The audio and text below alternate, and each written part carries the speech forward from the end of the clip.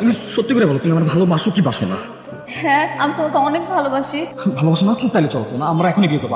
আমি অনেক কষ্ট করে আমার বাবা আমাকে ম্যানেজ করছি, চলো। এটা কোনোভাবে সম্ভব না নিহান, আমি ভাইয়ার অবাধ্য হতে পারবো না। তুমি এখন তোমার ভাইয়ের কথা বলতেছো? আমি কি করবো নিহান, ভাইয়া ছাড়া এই পৃথিবীতে আমার কেউ নেই। তুমি আমার সাথে যাবে কি যাবে না? নাও যাবে না, আমার বোন তোমার সাথে যাবে না।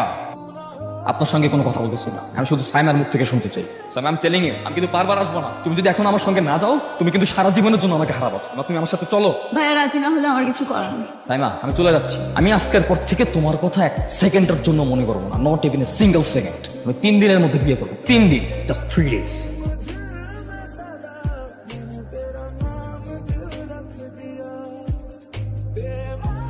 তোমাকে বলছি না আমার সাথে কোনো যোগাযোগ রাখবো না। নিহান, আমি আমার ভুলটা বুঝতে পেরেছি নিহান। চুপ, পাশাপাশি মেহমান আছে, মনের সামনে সিনক্রেট করবে না, চলে যাও, জাস্ট গেট আউট। প্লিজ, তুমি তো জানো আমি তোমাকে কতটা ভালোবাসি। তুমি বিয়েটা ভেঙে দাও না। দেখো, কথা না বেরিয়ে তুমি চলে যাও, ঝামেলা করো না। তোমার জন্য এখন আমাকে সবার সামনে ছোট হতে হচ্ছে।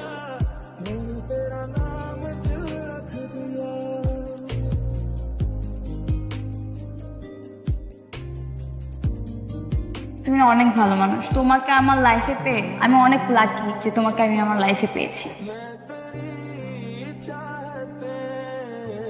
কি সমস্যা তোমার? আমার কথা বলো, তোমার কি লজ্জা শরম বলতে কিছু নাই? Don't you have shame? তুমি বুঝো না যে তোমার এই কার্যকলাপে আমরা ডিস্টার্ব? বুঝি তো, কিন্তু মনকে মানাতে পারছি না। আমার না খুব কষ্ট হয়, নিজেকে সামলাতে পারছি না। এটা তো ঠিক না, আপনি আরেকজনের হাজবেন্ডকে এভাবে বিরক্ত কেন করছেন? আপনার তো ন্যূনতম বিবেক থাকা উচিত। এক্সকিউজ মি, আমি আপনার সাথে কথা বলতে চাচ্ছি না। আপনি প্লিজ আমাদের দুজনের মাঝখানে আসবেন। Just shut up. Who the hell are you? ও আসবে না তো কে আসবে? আমার ওয়াইফ অবশ্যই আসবে।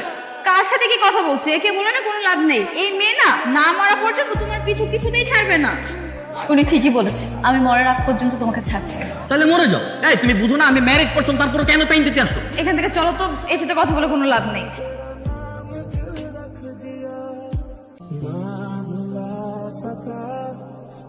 তো মেয়েটা দেখ না, সুন্দর তাই না? Really so pretty. কি ব্যাপার, ছেলেটা আমার দিকে এভাবে তাকিয়ে আছে কেন?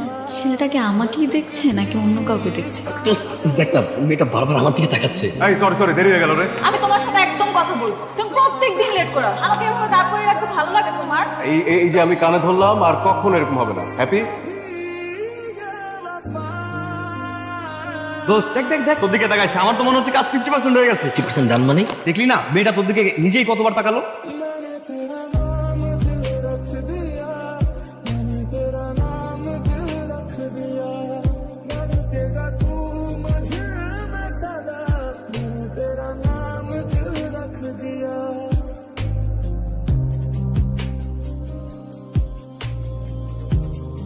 আসলে ছোটবেলা থেকে আমি একটা শাড়ি পরবো, কখনো ভাবিনি যে আমি কাউকে ভালোবাসতে পারি। আমার না ঠিক একই হয়েছে। সাইমা, এই ছেলেকে কি সম্পর্ক তোর ওর সাথে? তুই না আমাকে বললি তুই তোর বান্ধবী রিয়ার বাসায় যাচ্ছিস? এই তোর বান্ধবী রিয়া? ভাইয়া সরি, আসলে আপনি প্লিজ ওকে বকা দিবেন না, আপনি কোনো ভয় পায়। এই আমি আমার বোনকে কি বলবো না বলবো সেটা আমার তোমার থেকে শিখতে হবে। বেয়াদব ছেলে।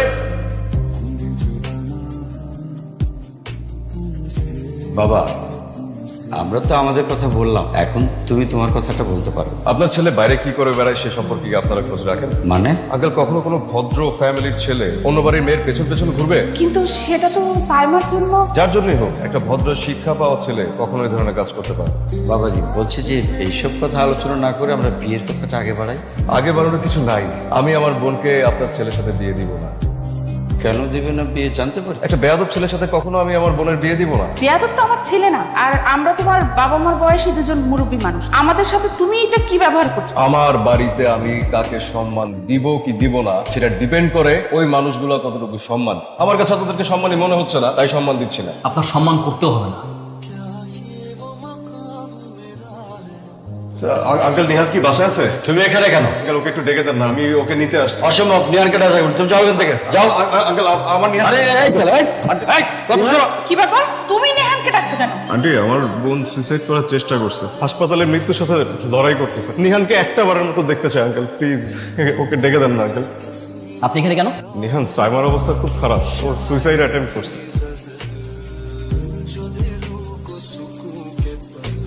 সাইমা, তোমার কি হয়েছে তুমি বলো তো? কেন এরকম পাগলামি করতে গেছো? আমি তোমার পথ থেকে সরে যাচ্ছি নিহান। আমি আর তোমাকে বিরক্ত করবো না। আজকের পর থেকে তুমি মুক্ত। আমি কোনো মুক্তি চাই না তো, আমি তোমাকে চাই। বোঝো, আমি তোমাকে ভালোবাসি। তুমি তোমার স্ত্রীকে নিয়ে খুব শান্তিতে থাকতে পারো।